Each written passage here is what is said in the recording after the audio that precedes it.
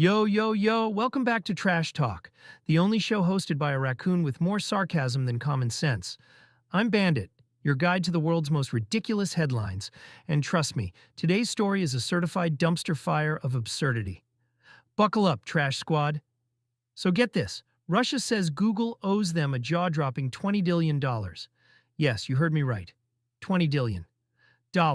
My guy Dr. Evil wouldn't even ask for that much. In fact, even the Monopoly man is looking at this like, dude, this is a fantasy. For some perspective, the annual global GDP, the money generated by, well, every human on Earth, is around 110 trillion. So how did Russia come up with a number that not even math majors can comprehend? Well, let's rewind to when this financial circus first pitched its tent. So here's the backstory. This all started in 2020 when Google had the audacity to ban some pro-Russian YouTube channels, including RT and Sputnik. Mind you, these are the same channels that have been pumping out more propaganda than your uncle's Facebook feed during election season. Now, Russia, never one to take an L quietly, slapped Google with a fine that doubles over time, like some sort of legal Ponzi scheme. And it's been snowballing ever since, landing us at this eye-watering $20 billion figure. To put it simply, we're dealing with inflation on steroids.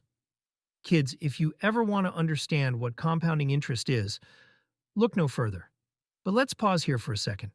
Should a government have the right to dictate what a private company can and can't host on its platform, especially in another country? Drop your hot takes in the comments, because I want to know, do you think Google should have just complied, or were they right to stand their ground? Here's where it gets juicier, folks. Google, being the tech titan that it is, operates on its own set of rules. The platform's terms of service are like the pirate code, more guidelines than laws. You break their rules, they can shut you down, period. And let's be real, we've all clicked I agree without reading those terms. The Russian court, however, isn't exactly known for playing fair. Due process there is more like, do what we say or else. So this $20 billion fine? It's less about money and more about making headlines, flexing power, and playing to a domestic audience. It's like when your high school nemesis brags about something irrelevant just to look cool. But here's a crazy thought. Imagine if Russia somehow did force Google to pay. How would that change the future of tech companies operating in authoritarian countries? Would it set a dangerous precedent? Food for thought, my fellow trash enthusiasts. Now let's dig into the psychology behind this. You've got Russia, a country that's already under massive international scrutiny, doubling down on this issue. It's classic deflection, focusing on an external enemy to rally nationalistic pride. It's a tale as old as time, people. Humans love an us versus them narrative. The more we think about it, the more this feels less about financial penalties and more about geopolitics and narrative control.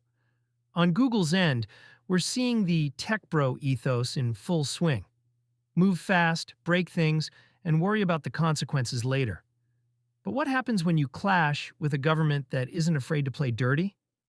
It's the digital age version of David versus Goliath, except both sides think they're the giant. Here's a fun fact. According to Freedom House, only about 20% of the global population lives in countries with a truly free internet.